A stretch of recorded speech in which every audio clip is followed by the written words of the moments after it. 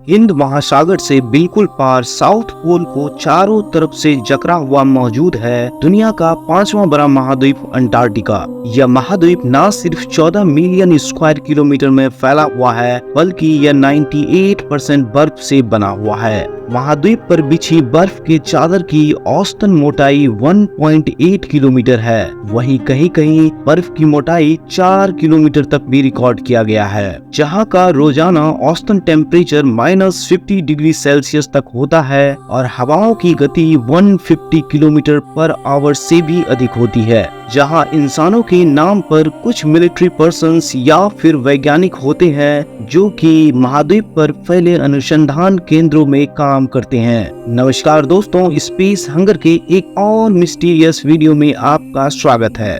दोस्तों, हमेशा से ही हमारे वैज्ञानिक मानते आ रहे हैं कि प्राचीन मानव सभ्यता पृथ्वी के हर भाग में विकसित हुई है, पर अंटार्कटिका के हार्श वेदर कंडीशन के वजह से वे कभी भी यहाँ बस नहीं सके। लेकिन वे सभी तब हैरान रह गए जब 2016 में सैटेलाइट ने अंटार्कटिका की कुछ तस्वीरें निकाली, जिसमें साफ दिख रहा था कि पिरामिड जैसी संरचना जो बर्फ से बाहर की ओर उभर रही है, जिसके बारे में शोधकर्ताओं का मानना है कि यह मानव निर्मित संरचना है जो बिल्कुल मिस्र के पिरामिड की तरह दिखते हैं। लेकिन ये बर्फ से उभरे पिरामिड इतने बड़े हैं कि मिस्र के पिरामिड को बौना साबित कर दे। इनके बेस बिल्कुल ही स्क्वायर शेप में हैं, जैसा कि पिरामिड का बेस होता है, जिसके हर एक साइड की लंबाई 2 किलोमीटर है। इन चीजों को देखकर हमारे जहन में यह सवाल जरूर उठता है कि कहीं ऐसा तो नहीं कि हमारे पूर्वज यहाँ पहुँचे हों या शायद यहाँ बस भी गए हों।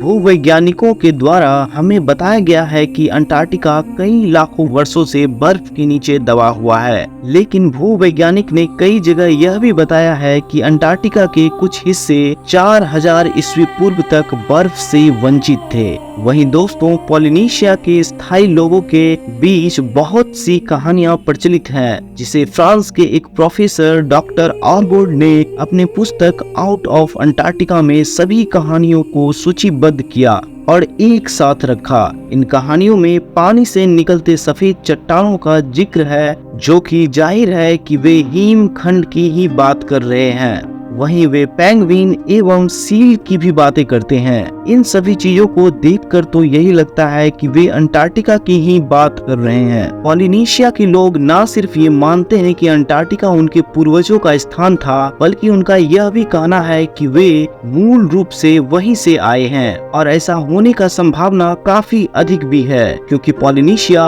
और अंटार्कटिका के बीच की न सिर्फ कम दूरी है, बल्कि दोनों के बीच कोई बड़ा भूखंड भी नहीं था जहां वो रुक सकते थे। इन्हीं सभी बातों का पता लगाने कि क्या यह सचमुच संभव है कि पृथ्वी का सबसे ठंडा स्थान कभी इंसानों के निवास के लिए अनुकूल था या नहीं, 2017 में जर्मनी के भूवैज्ञानिकों की एक टीम ने यहाँ शोध करना शुरू किया एवं विशेष प्रकार का ड्रिल रिग का प्रयोग किया। ऐसे उपकरणों का प्रयोग हजारों सालों के जलवायु का पता लगाने के लिए किया जाता है। जब रिसर्चर्स ने बर्फ के तली से सैंपल इकट्ठा करा और उसे एग्जामिन किया तो वे आश्चर्यचकित रह गए, क्योंकि सैंपल में 1 या 2 नहीं बल्कि 60 से भी अधिक विभिन्न प्रकार के पौधे को देखा, जो पौधे सिर्फ और सिर्फ वर्षा वनों में ही पाए जाते हैं। और अंटार्कटिका पे इसे खोजना इन लोगों के लिए रोमांच से कम नहीं था, क्योंकि जलवायु की परिस्थितियां आज किसी भी पेड़ पौधे को यहाँ जिंदा रहने की अनुमति नहीं देता है। और दोस्तों, इन तथ्यों से तो लगता है कि कभी न कभी ह्यूमन सिविलाइजेशन यहाँ रही होगी। इस तथ्य पे आपके क्या विचार हैं, जरूर साझा करें। मिलते हैं एक और वीडियो के साथ, तब तक के लिए नमस्कार।